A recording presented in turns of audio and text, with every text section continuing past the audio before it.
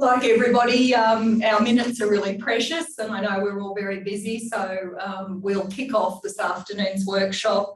Very big welcome to everybody. For those on the Zoom meeting that don't know me, my name's Dallas Dowsett, and I have the great honour of heading up UQ's International Development Unit here at UQ.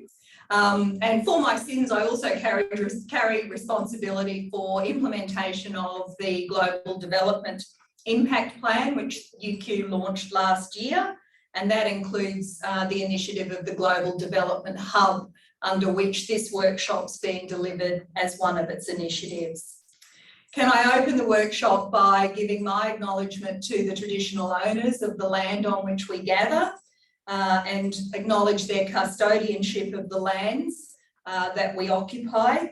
I pay my respects to their ancestors and descendants who continue great cultural and spiritual connections to country and really acknowledge their valuable contributions to Australian and global society.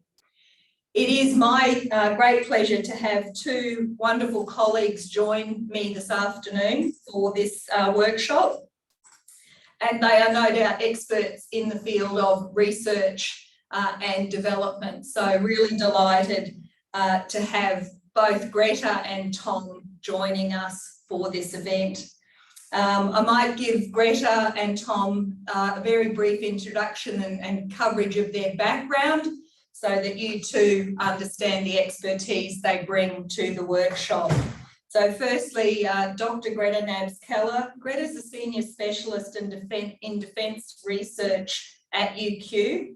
She's also an affiliate senior specialist at UQ's Centre for Policy Futures. Her current research projects include issues of contestation and coherence in Indonesia's national security policy making area. Having worked extensively in Australia's bilateral relationship with Indonesia, Greta continues to utilise her Indonesian country expertise, including fantastic language skills, I might add in there, Greta, across a range of consulting, research and international development project roles. Greta is a regular contributor to media and think tank analysis on regional strategic, political and foreign policy issues, and is an in-demand presenter at conferences, dialogues and executive education training programs. Greta's research does include the Indonesian civil-military relations area, Indonesia-China relations, politico-security developments in Southeast Asia, and Australia's regional foreign policy. No doubt all very hot topics post the election on Saturday, and I'm sure Greta's extremely busy doing an analysis and work and research into that. In her spare time, Greta sits on the Executive Council for the Australian Institute of International Affairs, in the Queensland branch, and is an adjunct affiliate of the Griffith Asia Institute. So very big welcome to you, Greta, and thank you for being available this afternoon. On to our second presenter, who's really been delightful to work with and has volunteered to help wherever he can in sharing information about research impact and its intersection with development work. So a very apt speaker for this afternoon.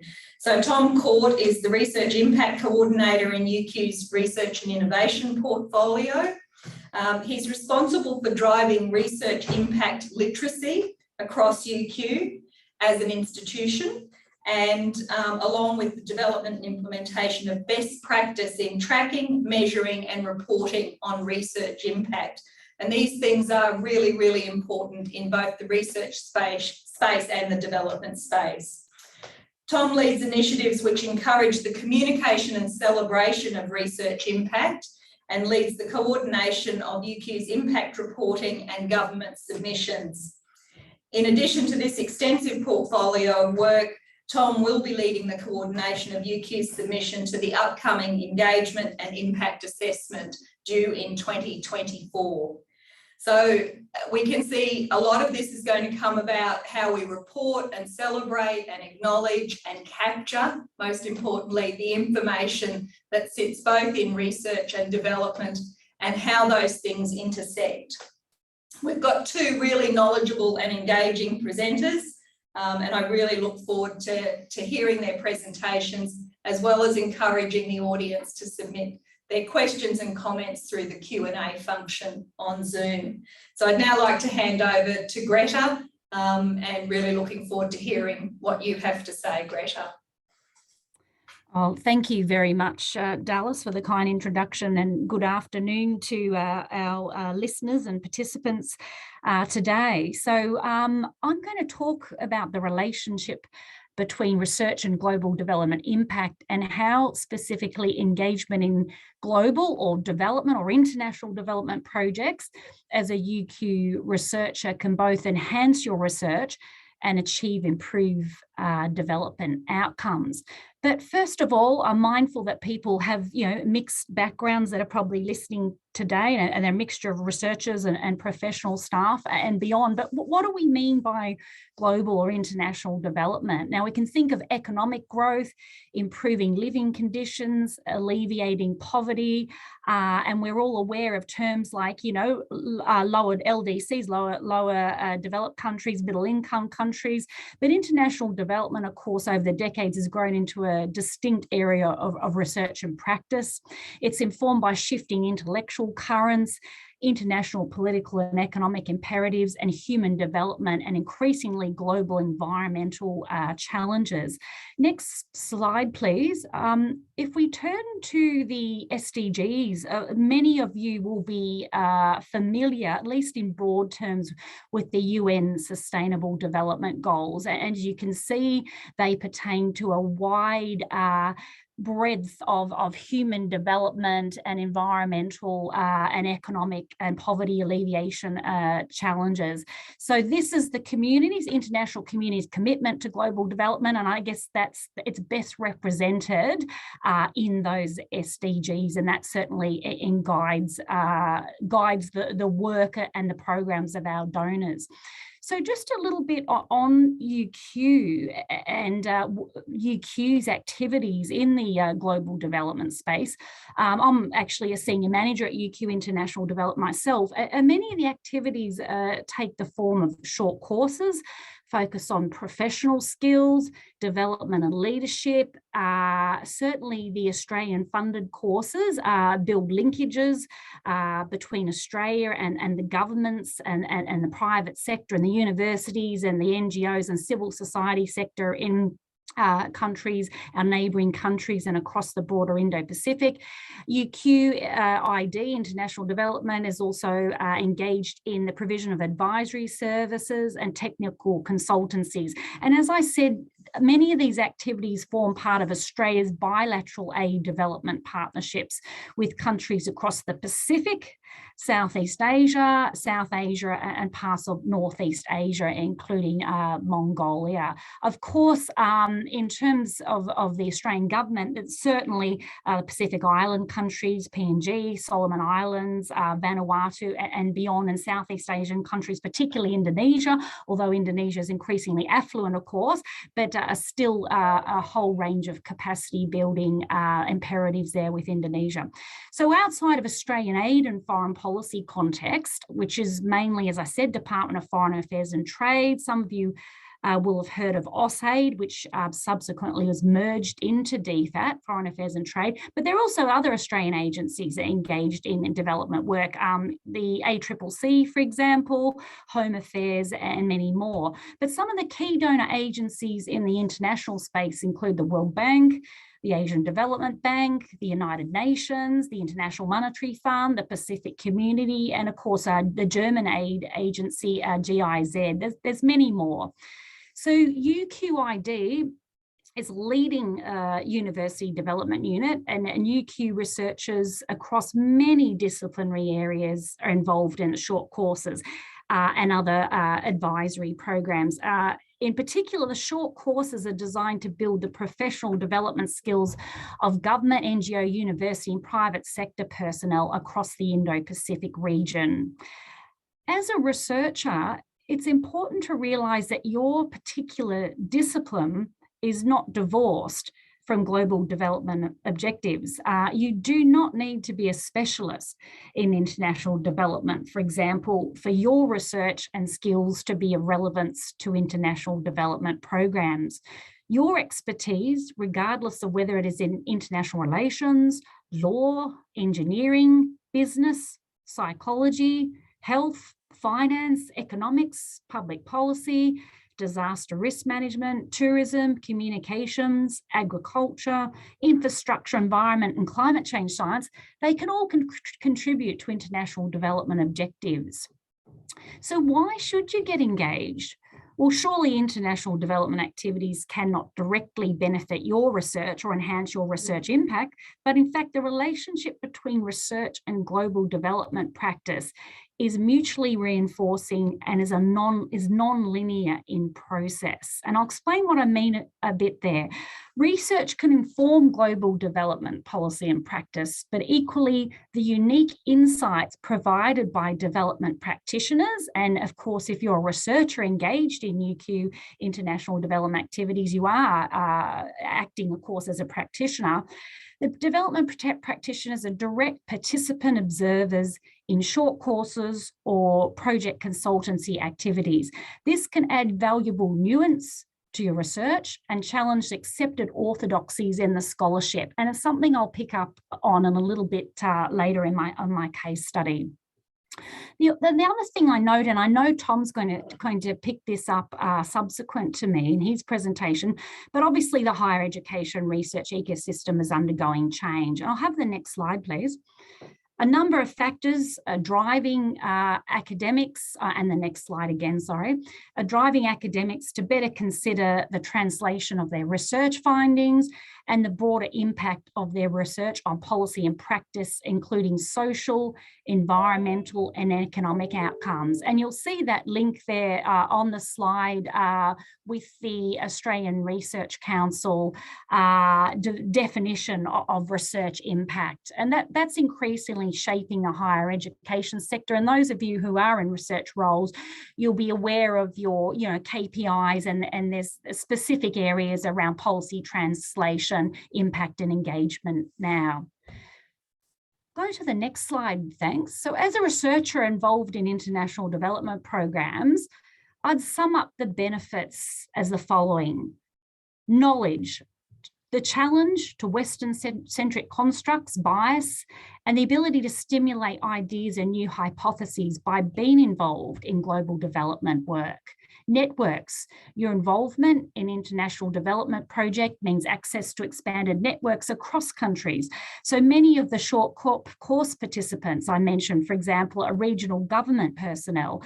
These kind of contacts can greatly assist you in your access to interview informants, primary source data, documents, statistics, etc. It can also lead on to other consulting work with a number of our previous, or UQID's previous short course presenters invited back to Indonesia and other countries by Indonesian government agencies directly for consulting work. On funding, obviously, we're all aware that international student revenue has cross-subsidised research. In addition to the ARC and like the NHMRC or MRCC grants, accessing CAT 2 funding, largely defined as government source funding, is increasingly important. Many researchers do not understand that involvement in international development projects is actually well remunerated.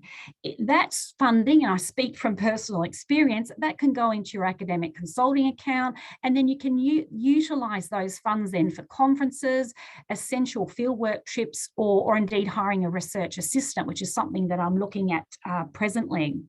The last thing I want to touch on there is the intrinsic value and reward of being engaged in global development work. That value and reward, it's immense. And I'll go to the next slide. It's an enriching, challenging, and rewarding experience. And what I have there is a quote, or certainly the insights of one of UQ International Development's former principal course leaders, Professor Simon Bronnett. Now, Simon Bronnett was the acting head of TC Burns School of Law here at UQ and Associate Dean of Research. And Simon has gone on to lead the University of Sydney, but you can see from Simon's insights that he texted through to me over the weekend, the value and reward that I'm talking about, the personal enrichment, the networks and the impact in other jurisdictions and other countries for his research expertise. What I want to do now is I want to look I want to draw back what I've discussed now into a case study to demonstrate what I was talking more specifically in practical terms about this new knowledge, about the expanded networks, and about the funding opportunities. Now, I want to look at a case study, which was a UN Women Gender and Preventing Violent Extremism in Asia training package. And in 2018, while I was still at UQ International Development, I was fortunate enough to be involved in that research project. And that training package, originally in the form of a handbook, was designed for use by women's civil society organisations in Bangladesh and Indonesia. So let's have a closer look at this case study. You can see that slide up there.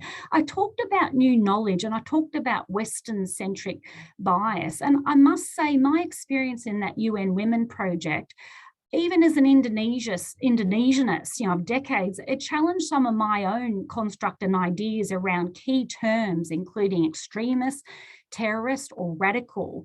And moreover, during the Indonesian focus groups discussions, the United Nations Women, Peace and Security framework, which was the underpinning sort of intellectual conceptual framework around that UN commissioned project, the Indonesian, women's CSOs on the ground described it as an elitist and unusable at the local level. And this meant a number of amendments were made to the training package through the focus group discussions, but it became very apparent to myself and some other researchers involved that, these terms around terrorist and radical and fundamentalist were really contested, and they're quite different perceptions in Muslim countries than themselves compared to Western perceptions and understandings.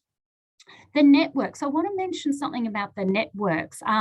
Although I had good contacts across Indonesia's security and foreign policy apparatus, because I've worked previously in defence in Canberra and Jakarta, this work on this project opened new doors for me into non-government organisations, NGOs, and particularly women's civil society organisations who are working on preventing violent extremism and radicalisation. I'll go to the next slide, please. And my involvement in this project, I was able to distill some of my knowledge and advance some of my knowledge and some of those contacts and turn them into a non-traditional research output, which was a two-part series you'll see there on the slide, published on the Lowy Institute for International Policy's The Interpreter. And that was around the, crisis as consensus. You can see on the title around Indonesia's revised anti-terrorism legislation, which had been significantly delayed, protracted, and a highly contested process, and some tragic family suicide bombings in May 2018, which corresponded with our visit to Jakarta. That acted the catalyst for consensus. So the point I'm making here is that although I did not turn this into a journal article or a monograph, because I subsequently changed professional positions, but what I want to say is I most certainly could have, that new knowledge and the new contacts which built on my base of knowledge as an Indonesian foreign policy and defence analyst, I really could have run with that. And that draws me to my next slide about funding. So as a result of my involvement in that UN Women project, I was involved in a series of other events and activities, including a conference which involved international scholars at UQ, run out of the School of Psychology, around a conference on trajectories of radicalisation and de-radicalisation. Also worked on further preventing violent extremism work and the policy making context in the Centre for Policy Futures separately. But out of that work emanating from the UN Women Project, I was approached by a number of potential funding agencies, Department of Foreign Affairs and Trade and the Defence Science and Technology Group. So that highlights in essence that the access to the new knowledge and involvement in international development projects can open up other funding sources of funding, certainly with government in this very applied research area and policy relevant area. So I'm going to just sum up now. I think in summary, the case study, I think, highlights in a practical way how your participation as a researcher in global development programs can enhance your knowledge, can broaden your networks, and ultimately improve your research impact, which can in turn open up additional funding opportunities. So I'll stop there and I'll thank you. I'm very happy to take questions later. Thanks very much. Thanks so much, Greta. As expected, a great presentation and really drawing out some of those fantastic benefits where you connect research and development work. We'll do a wrap up and then obviously have time for discussion and question and answers at the end, but I'd like to hand now to Tom Court for your presentation, Tom. Thanks very much, Dallas. That's quite an impressive presentation from Greta. I'm a bit nervous now, but anyway. So I guess, we've sort of briefly explained what my background is, but in my role, the term impact seems to pop up everywhere whenever we're talking about research and development and innovation. And it's a useful word because it suggests action, or at least it suggests change. And the main issue with such a useful word is that it can be overused and the definition tends to differ depending on who the user is and the context. And then multiple definitions of impact can cause confusion and detract from the overall impact literacy, understanding of purpose, and the acceptance of the impact agenda. Now, I'm sure most people are aware that universities are facing significant financial challenges currently with widespread redundancies and resignations from COVID and related issues, along with collective loss of time, which academic researchers have previously been afforded to explore the difficult questions through research. But with the increasing importance in funding applications and the impact agenda becoming more prevalent across the global research scene, research translation impact can and does still have strong financial and reputational benefits for both the universities and researchers. Thanks, Jess. So as an agenda, impact's seen by many in the research community is potentially adding significant administrative burden already faced without considering the actual time commitments. I've had several conversations with researchers who explain that too much time devoted to impact and engagement will actually take away from their capacity to complete funding applications. And it's also felt that the impact agenda and that return on investment approach to impact favours certain disciplines over others, especially when you consider fields like maths and physics, information technology, and the creative arts, which produce a larger number of non-traditional research outputs and often find it difficult to evidence and measure their impacts. The disciplines that can more easily show visible short-term results may be at an unfair advantage, but this advantage tends to come with a higher expectation on returns. So it sort of levels out. But there's also the discussion around research changing to suit the assessment scales, where the tail is wagging the dog and academic life is sort of turned into a competitive game at the expense of scientific collaboration and genuine curiosity. Detractors are concerned that this impact of impact, or more likely coerced impact and specific measurement scales and KPIs for impact, will fundamentally risk the meaning and overall nature of research. These incentives and prioritisation of more predictable impact may be high on the list of priorities for universities, and may actually lead researchers to pursue more achievable impact goals due to individual motivations like career development and improved opportunities for funding. And this will focus their research themes, focus on research themes that have a high potential for impact rather than choosing the original curiosity-driven open-ended research.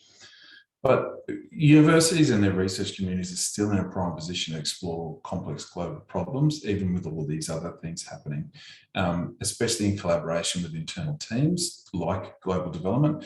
And this will dictate our future. So higher education institutions can continue to provide that ethical, regulated, collaborative conditions, such as where researchers can work with global development teams to foster and incubate that impactful research with a public purpose. And in Australia, publicly funded agencies still employ a large proportion of the research workforce, with university research continuing to play a vital role in addressing complex problems and national needs. So with a spotlight on the accumulating benefits from university research, this provides an opportunity for us to enhance public trust in the institution and confidence in the value of and quality of our research, while that collaborating with internal units for their experience with industry and government. Now, in my role, I'm very lucky to be able to work with both academic research and professional research staff right across UQ, and to see all the amazing research and impact that's created daily. And through my time in that UQ impact space, I tend to work with and see impact in three ways. So there's the planning and generating impact, there's the measuring and assessing impact, and then there's the celebrating and promoting impact, I guess you'd call it. As you can imagine, the sheer size of UQ and the research community means the volume and diversity of impact arising from research is sometimes hard to get your head around. Add to that the vast array of stakeholders just at UQ that are involved in that impact space, obviously global development, but we're also talking about all of the faculties, institutes, and research centres, the entire research innovation portfolio, which includes research infrastructure, research systems as well, along with partners such as UniQuest, which is a commercialisation company at UQ, the Global Change Institute, and also UQ Ventures, which does a lot of work in that innovation and entrepreneurship space. So with all this, if a focus on impacts already across UQ and shared between areas like global development and research portfolio, why is it important to strengthen the development impact in connection when considering that impact agenda? Thanks, Jess. So first and foremost, on a macro level, the overarching goal tends to be the same or similar, where both areas want to actually do good and are trying to produce benefits for society, for the environment. Yet, even though conceptually the goal is the same, the definition used, the drivers, and the process to achieve these benefits differ. So anyone involved in that impact space will know that most large organisations have a working definition of research impact. As you can see on the slide, we've got three different interpretations of what research impact is from large organisations and important players in that impact space in Australia. So the ARC, as the main governing body for research in Australia, talks about contribution of research and that quadruple bottom line outside academia. CSIRO has a similar definition, just different wording. Now, the NHMRC has a slightly broader take on research impact. Now, this comes down to the fact that there is a requirement in certain NHMRC funding applications to show proof of impact. Some of these grants tend to be more suitable for early career researchers, ECRs and MCRs, which brings about that impact. Chicken or the egg question really is, how do I show impact if I haven't had the time or the funding to let it happen? But in order to continue my research, to see that impact arise, I need to secure more funding, which means I need to show proof of impact. So it's that sort of endless cycle where this is where, I guess, knowledge impact plays an important role, especially for applications with places like the NHMRC, where we also need to consider working definitions and why they're so important to ensure that everyone knows what is meant by impact in each context or for each organisation. Now, from a UQ perspective, thanks, Jess, I've just summarised the key elements here basically to say tangible changes beyond academia. It's just a general overview, but that's sort of what we've gone with because it tends to encapsulate most of the definitions out there with the major players. So on this slide here now, the next question is, why do we need to worry about drivers? So isn't the fact that this research or global development work creates benefits, isn't that enough? And the answer is no, not really, because to ensure that we understand the problem and how to achieve impact, we need to understand the viewpoints of the key stakeholders in the process. So Greta's wonderfully explained how global development perspectives play a role in this area and how these tie in with the United Nations Sustainable Development Goals. And from a research perspective, the motivations are slightly different depending on the stakeholder, but the overall goals are the same. So for researchers, they're often working towards further funding and academic promotion. And this is obviously to pursue their careers, but also to make sure they can continue doing their research for that overall goal. For universities, there's a push to deliver on research KPIs and improve reputation, whether it's in the media, research organisation rankings, which can also lead to more students, more income and more prestige. When we're talking about higher education sector, the drivers are accountability to produce that quality research and impact and to ensure that the allocation of funds is effective. And obviously from the international perspective, we've already mentioned the quadruple bottom line. So to try and see that economic, societal, environmental and cultural benefit. And this is also where the alignment is with global development and those United Nations SDGs, and it all becomes clear what the bigger picture is. Thanks, Jess. So even though the higher conceptual goals are the same or similar, the actual research process and pathway to impact can be a little different. When we talk about the research process, we're looking at research outputs, research methods, and the overall purpose, which can dictate how the research is actually conducted. So conducting research or producing research outputs has long been seen as a launch pad for research outcomes, translation, and potential impact. But preference for types of outputs is important. For the academic community, professional bodies such as the ARC and NHMRC tend to prefer publications and citation metrics rather than commission reports. Publications are often seen as heavy and opaque, written using technical and discipline-specific terminology when it comes to wider society, and can be impractical for global development plans by NGOs or aid programs, which often want something that's a bit shorter and easier to digest. The method of research is also important. So donors often want a definitive answer, which can show direct links of causality between inputs and outputs. This level of certainty favours econometric methods, which rely on sort of quantitative data and statistical analysis. So on the other hand, the qualitative methods, so we're talking about interviews, case studies, they're more suited to explore complexity and context specificity. So regardless of these pros and cons, the key point is that different research methods produce different types of results, even if the goals are the same. And on top of this, depending on the preferred research method, investment of time to actually confront these complex problems is often beyond the appetite and patience of a corporate agenda, which is normally driven by other imperatives, including short-term survival and fast results. And lastly, even though the macro level goal may be the same, the purpose of the research may differ. So global development initiatives rarely have the time or capacity to accommodate that blue sky, curiosity-driven project. A purpose generally needs to be crystal clear before corporate or aid funds are allocated without space for serendipity. So meanwhile, there's an ongoing debate within that university research sector or the research sector as a whole is what should be the purpose of research? Is it to create a pathway for future funding?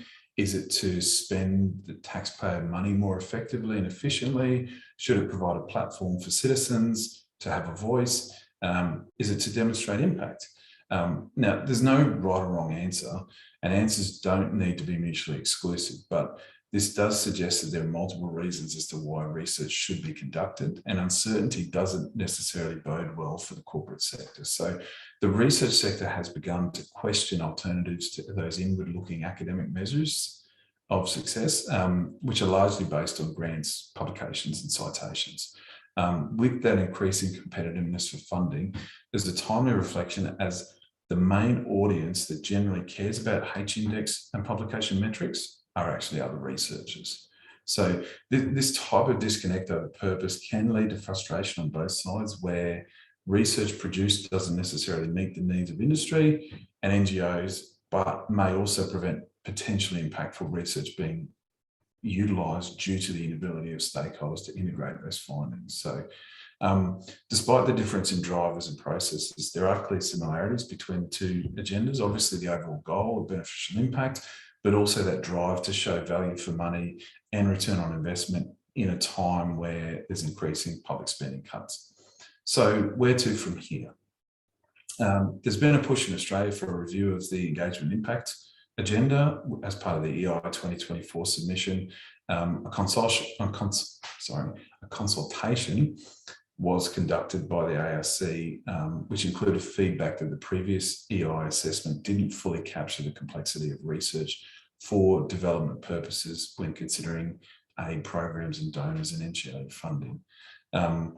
Now, impact from global development is seen as more difficult to measure, evidence and assess due to location of the impact, multiple stakeholders involved, and the complexity of issues being addressed, whereas impact case study formats with word limits and pre-specified components don't always allow for in-depth consideration of that impact and the impact initiatives being undertaken within those global development projects. So a productive collaborative dialogue, such as today, can actually instigate change, and that begins with fundamental questions like what actually counts as impact?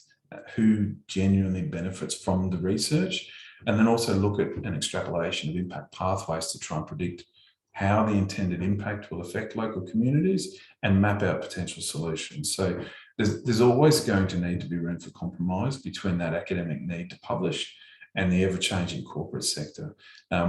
Global development impact pathways can be complex and may diverge from that research impact pathway of peer review publication to knowledge exchange to uptake to impact. And I mean, that's why these holistic conversations are essential to bring that global development and research impact agendas closer where they belong, I believe. Thanks, Jess. So what are some key messages to help strengthen that development impact nexus?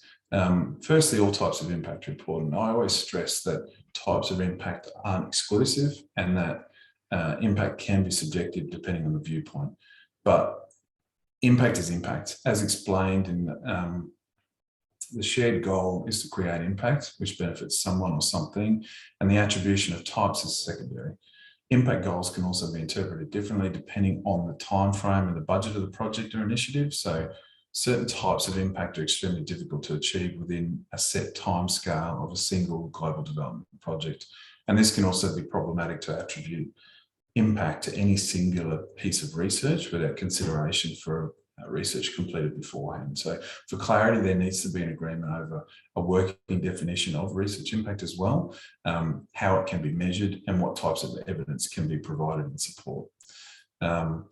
Unified engagement and collaboration. All too often research is produced and disseminated in a niche disciplinary area and in ways that can limit the scope of collaboration. So funders' reporting requirements can also incentivize researchers to claim impact for individual projects, whereas governments and industry value the accumulation of a large body of research. So by taking a collective approach to research engagement, we can encourage that knowledge exchange between internal teams and external stakeholders and focus on that identification of complementary bodies of evidence. Institutions can tap into the collective knowledge as well by joining forces and experience through that development of a community of practice or impact think tank. These types of targeted action groups can create an impetus for widespread institutional change and advancement of impact initiatives. So an active approach can be taken to facilitate that co-production of research by linking researchers which align or complement each other. Providing a framework for engagement is also handy, as this process can potentially snowball with connections across disciplines and between researchers branching out in ways that can help agendas progress. So overall, the goal is to maximise impact because it's going to benefit anyone. We really can't underestimate the value of continued investment in supporting a purposeful collective impact of research. It's also essential to stress the importance of a long-term approach to building those networks to inform the collation of information evidence across research projects, and for that consistent diverse efforts which contribute to changing mindsets, increasing that impact that you see and influencing the overall research impact planning. So thanks, Jess. I'm just going to skip through the next few slides pretty briefly because I'm starting to run out of time, but this is just a basic research impact pathway diagram I use quite a bit. It's a good visualization just to show the key elements of the research impact pathway. I often get approached by researchers to develop impact stories about their projects, but it'll be at the outputs phase where there hasn't been significant impact, but there might have been buzz in the media. So I tend to use this as I make this a good point to refer to say we need to get past that outputs phase that flows on at the top to outcomes and impact as well, so we can make sure that that research translation has actually occurred. Thanks, Jess. This is just a really brief example of one of the impact stories we've got on our page, which is quite a linear, nice linear flow to it, similar to that impact pathway diagram. So as outputs, researchers work with local police to develop a structured script to improve interactions with students and the population, okay? And the research found that was effective. Okay, so that's the outputs. This led to the uptake phase where a structured dialogue and process created from the research was used within Australia and then was utilised internationally across a number of different countries. And then the impact, not only did the interactions with police improve perception, but it also improved perception of police as trustworthy and legitimate, and unexpectedly reduced alcohol-related traffic crashes. So this is a great example, but as explained, global development projects rarely happen in such a nice linear fashion. Thanks, Jess. I'm going to skip through this one because this is just another example. So thanks. We'll just go to the next slide. And this one here is an example of where UQ research has fed into global development. Okay. This one, combating migrant smuggling and trafficking in Pakistan. This example focuses on Professor Schwernhardt's research from UQ Law School, which has helped develop Pakistan's new laws against the smuggling of migrants and trafficking in persons. In this example, when global development impact doesn't always fit nicely into a linear impact case study, this story started back in 2003 when Professor Schwernhardt started working with the United Nations Office of Drugs and Crime. Now, Andreas then joined UQ in 2005 after he'd already started this type of research. And in 2006, a Human Rights Commission reports were produced finding approximately 300,000 people were leaving Pakistan illegally each year. So this led to the resignation of Pakistan's president in 2008. So he could avoid impeachment. And then not until 2010 did the relevant outputs start to come into play for an impact case study where Andreas begins working with Pakistan with a project to assess local law enforcement's capacity in relation to trafficking in persons and smuggling of migrants. So the outcomes phase starts in 2012 when work begins on the drafting new desperately needed laws, as Pakistan was a major source for that irregular migrants and transit point for trafficking.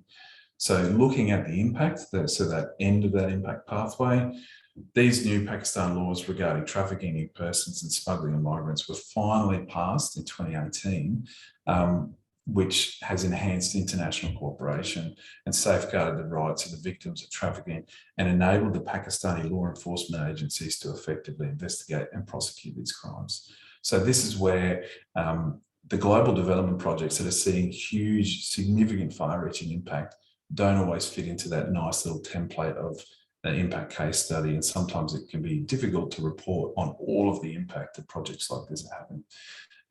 So I'm going to skip over the next one as well because I'm out of time. This last slide is just to give everyone an idea of what the impact initiatives are that I'm working on, but we can send that out to everyone as a result. Otherwise, thanks very much for having me today. Apologies, a minute or two over, but happy to answer any questions as well.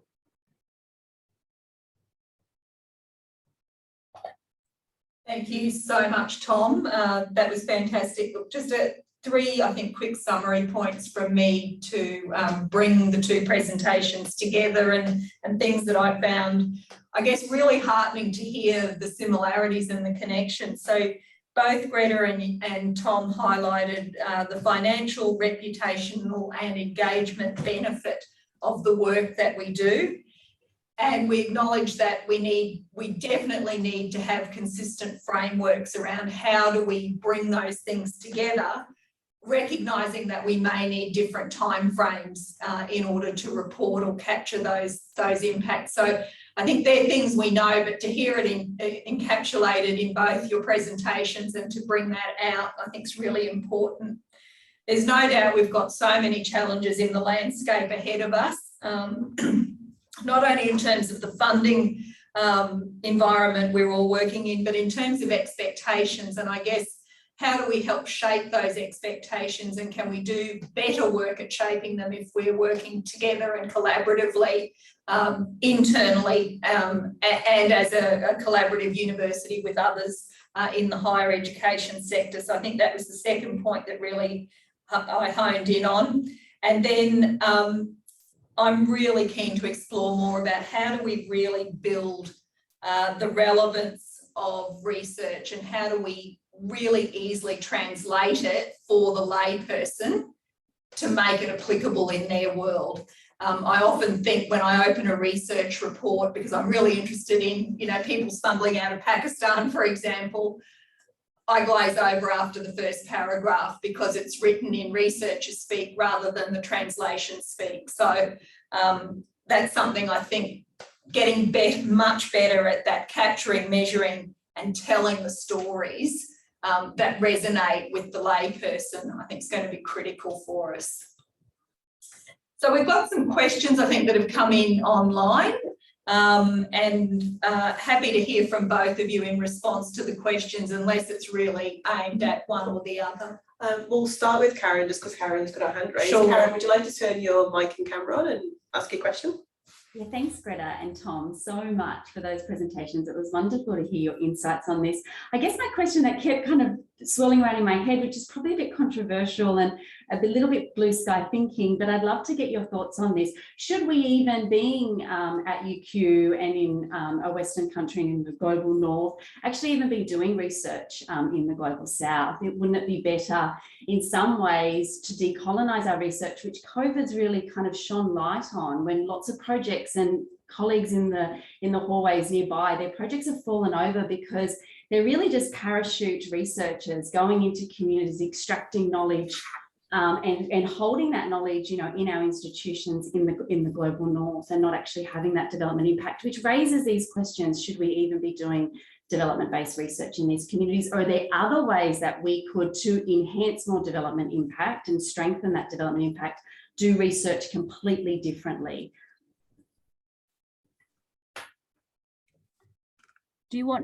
Dallas, would you like me to start off there? Yeah, Greta, that would be great if you'd like to. Okay, thanks very much, Karen, and nice to see you again. I think in response to your question is, absolutely we should be doing research in the global south, and certainly in other countries. And I think the emphasis is on collaborative research, so not research for selfish reasons only, but certainly as a researcher on Indonesia, as much as possible I engage in collaborative research, because I know that's going to enrich my research. It's highly regarded collaborating with Indonesian colleagues, and there's a greater value in there, and the ability to ensure that research has greater relevance for development outcomes, and certainly in my area around understanding security and foreign policy dynamics, but sort of building policy capacities. And I think there's also a responsibility there in sort of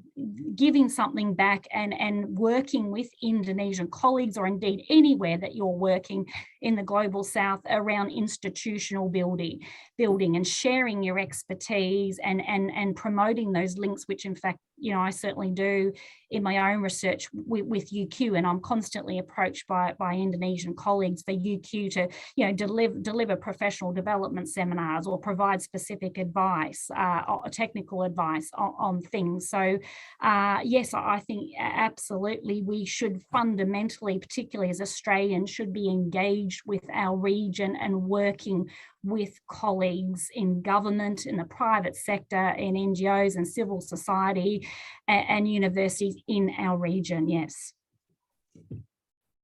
Tom, did you want to add anything to that?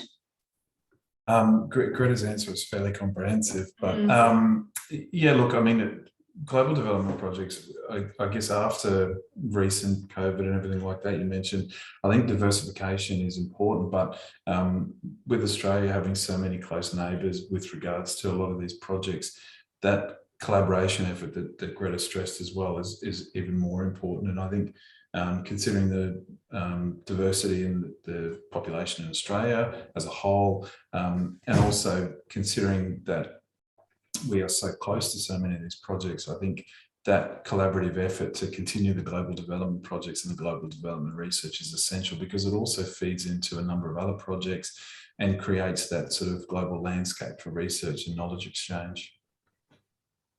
Thank you. Thanks, Tom. I think I'd like to add a couple of other things there. Certainly, we were not without challenges as a commercial unit in ID when COVID hit. But one of the silver linings for us was the local collaborators or connections that we had built over many years came into their own and were actually given a chance to shine in terms of leading and facilitating and connecting and doing on-ground research or surveys for us in order to allow our projects to continue. And to be honest, without them, we would have had to have ended contracts because delivery wouldn't have been able to be done. I also think the other thing which we have to keep reminding ourselves of is it's never a one-way street with the delivery of the work we're doing or the research. And I know when we're introducing short courses, one of the things when I'm talking to participants is that we learn as much from them as they learn from us. So it's that sharing element or that two-way street that I think we really need to keep focused on when we're doing this work. And when we're getting all the pressures from, the forces outside of us asking, where's the impact? How much money did you earn from this project, et cetera, et cetera. We have to get a narrative around all of these other benefits and that doing good, really doing good work, even if it is profitable, we're doing good work. Is there anyone else who'd like to add into that question? I think we'll jump to another question here. So there's a question in the chat from Akanksha. So Akanksha mentions that her question is for presenters and to the floor. As per her knowledge, the development project primarily stems from a need as identified by the development organisations such as the UN or government agencies, so on. If a researcher has a particular ambition or passion to solve and work on a problem that's not identified by an organisation, so not part of advertised projects, how does a researcher and the development unit work together? Is there scope in such a situation for a researcher to get their independent project funded and then collaborate with UQID, for example, or other departments? They just want to understand if scope of work limits projects for additional official identification. Look, I can lead off there. It's a very good question, but I think it's a difficult one to answer without knowing what Akanksha's disciplinary area of expertise. I mean, as I indicated in my presentation, the breadth of global development activities and needs is very wide-reaching, and certainly if Akanksha has professed an interest to work in this area, I think that further conversations should be forthcoming. I mean, generally, I know Dallas will have inputs on this question. I mean, generally, we do respond to identified priorities and tenders or direct approaches, but without knowing the discipline area, it is difficult. But I think if there's a will and a passion that further conversations should take place. Yeah, Tom, I'll hand to you in a sec, but Greta, you've absolutely hit the nail on the head. And Akansha actually works as one of our development assistants. So she's starting her journey in development, but very aspirational in wanting to work for some of the large global funders, etc. I think it depends on the perspective and what your drivers are. So for ID, we're absolutely commercial in our focus, and we have to be because we're self-funded.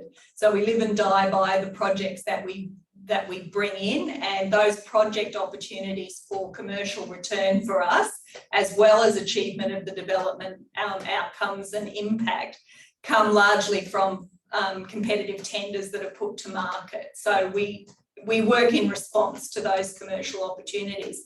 I think if you work for other organisations, you may have scope where you've got funding that you can rely on, but you can then build your profile or make your approaches and pitch your ideas and concepts.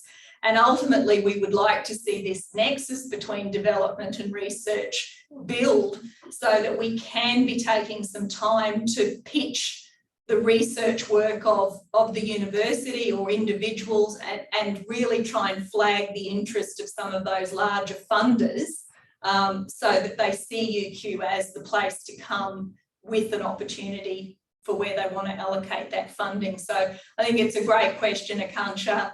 I think it's going to work in two ways, and I think it's going to require multiple approaches in order to take some of that more proactive approach to securing the non-traditional tender funding. Tom, anything to add from your side there?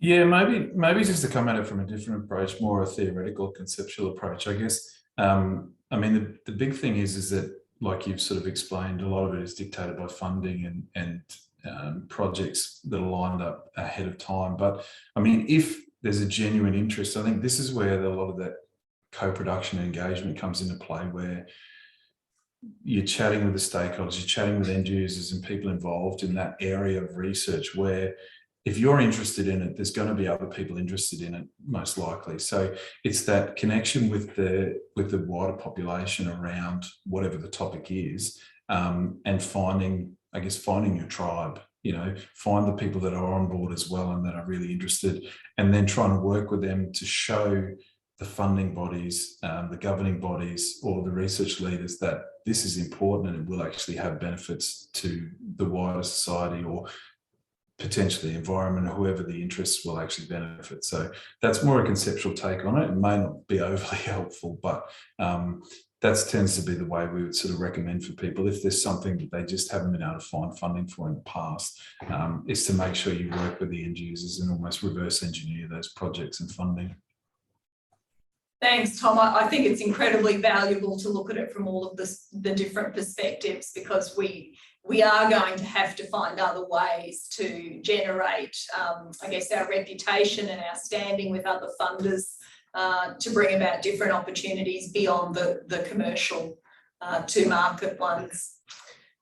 So we had another question just before we finalise. We've got 2 minutes left, so speed answers.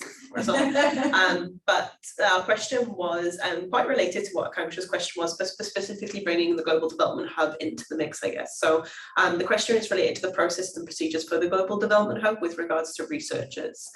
They're quite unclear on the thoughts of the two options. One option being, do researchers introduce, bring their ideas and funding and add and exchange this with the Global Development Hub representatives?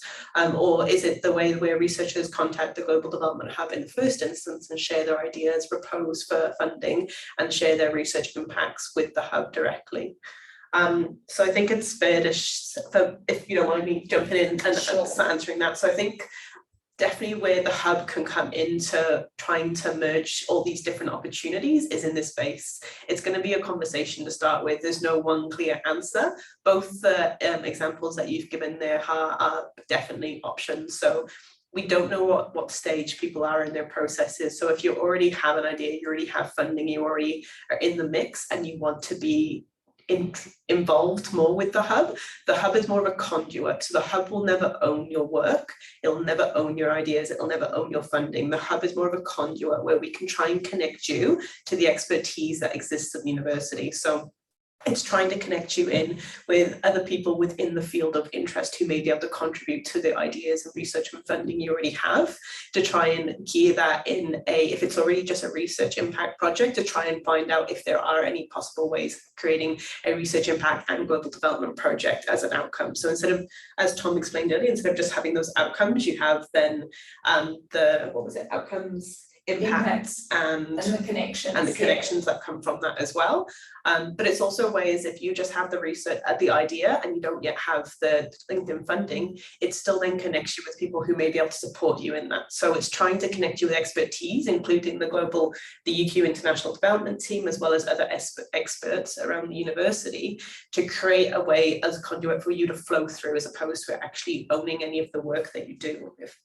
I hope that helped to answer a bit of your question. If you had any more specific questions, I'd be happy to chat with you at another point. We can kind of delve a bit more deeply into that if you like. That's great. Yep. Folks, we're right on time, and I'm sure we've all got plenty to run off to. I know I've got a meeting with the DVC now, so can I give a huge vote of thanks to Greta and Tom for being our presenters today. Fascinating. I really, really enjoyed it, and I think we could talk for hours about the intersection and how we could make things better and do things differently, and that's certainly something I'm interested to pursue. Can I also give a big thank you to Jess, who's organised everything for today's workshop and manages the hub activities and the hub interactions beautifully. So reach out to Jess if you do want to connect in, or we can help in any way. And I really look forward to meeting up with everybody who's joined today and pursuing the discussions. I hope it opens up a whole heap of questions, and that we can really take this agenda forward and see how we link in much better and coordinate much better at UQ. Thank you very much, everybody. Thank you. Thank you. Thank you, everyone. Thanks, everyone.